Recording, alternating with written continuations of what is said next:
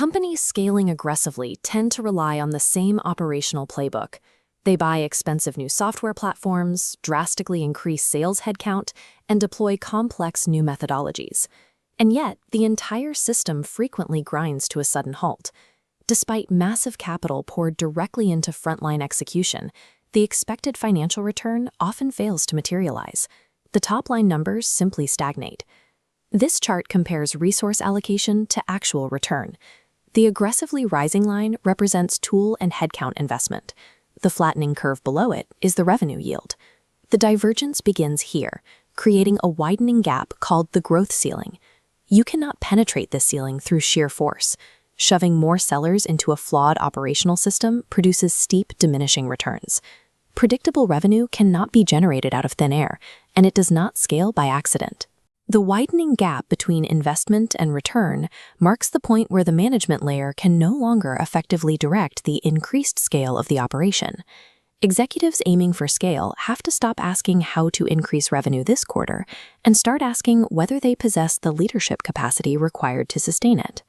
When a company hits its initial growth targets, the immediate reflex is to reward the highest producing salespeople with management promotions.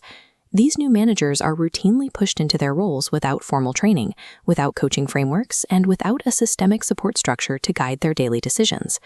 This reflex creates the promotion paradox, a primary bottleneck in scaling operations. This matrix outlines the exact skill divergence.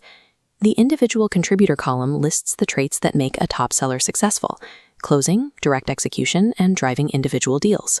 Moving to the right side, the sales leader column requires a different focus: designing team strategy, developing people, and coaching to win the person rather than the deal. When we separate these lists, we see a lack of overlap. The skills that build an elite seller are distinct from the skills required to manage one. By treating leadership as an automatic promotion, the organization triggers a dual deficit. It instantly loses its highest producing individual contributor, and it gains an underprepared manager who bottlenecks team performance. Promoting elite individual contributors without a formal support system creates a point of failure that directly affects organizational valuation. High-valuation organizations avoid this trap by reverse engineering their operational success. They replace management chaos with a structured operational strategy supported by 4 distinct pillars of leadership impact. The first pillar is performance. Effective leaders operate as diagnosticians, isolating specific skill gaps. By coaching rather than just managing, they drive double-digit increases in team-wide quota attainment.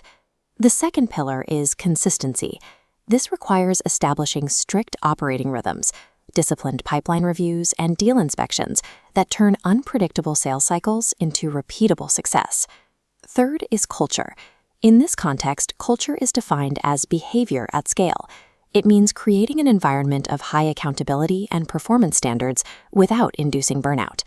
The final pillar is retention. Keeping top performers is a revenue protection strategy. When elite talent leaves, the financial drain of replacing them damages the bottom line. Delivering on all 4 of these elements concurrently ensures predictable outcomes, which drives compounding enterprise valuation. These 4 pillars convert management behavior into a measurable operational asset that sits squarely on the balance sheet. The error many executives make is treating leadership development as a reactive, one-time HR initiative deployed only when metrics start to slide. High-valuation companies treat development as a professional craft. This timeline shows the difference between a standard one-time workshop and a continuous strategy of refinement over multiple quarters. That refinement focuses on advanced competencies. Managers are trained in financial literacy and a general manager mentality, learning to mitigate their own unconscious biases to make objective, data-driven decisions. These concepts are applied practically through a framework known as the coaching trifecta. It maps the central motivational drivers of a team, branching out into 3 specific methods. The first is directive coaching. This provides clear, specific instructions to an individual in order to drive an immediate performance correction. Next is situational coaching. Here, a leader analyzes the needs of the moment and adapts their management style to fit the parameters of the deal or the representative. Finally, signposting coaching motivates teams by establishing clear markers and celebrating key milestones along the long-term path to success. The goal of teaching these distinct methods is constant behavioral reinforcement. Applying this continuous matrix ensures that strong leadership behaviors cement themselves as permanent operational habits. If leadership impact cannot be measured as strictly as revenue, it cannot be replicated, and it cannot be scaled. We must treat leadership capital like a hard RevOps data point. This dashboard tracks direct outputs. First, quota attainment measures the percentage hitting targets. Second, pipeline conversion evaluates deal velocity. Third, forecast accuracy assesses reliable data. Finally, rep retention monitors keeping high-performing talent. Executives must audit their own management layer based on these 4 outputs. Are your managers merely acting as administrators, passively reporting data upwards? Or are they actively diagnosing skill gaps and driving deal consistency? You cannot hack your way out of a severe leadership deficit.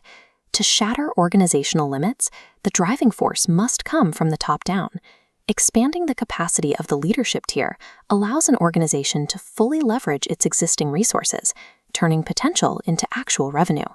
Shifting investment away from pure frontline execution and toward structural leadership development is the mathematically sound strategy to ensure long-term, sustainable growth.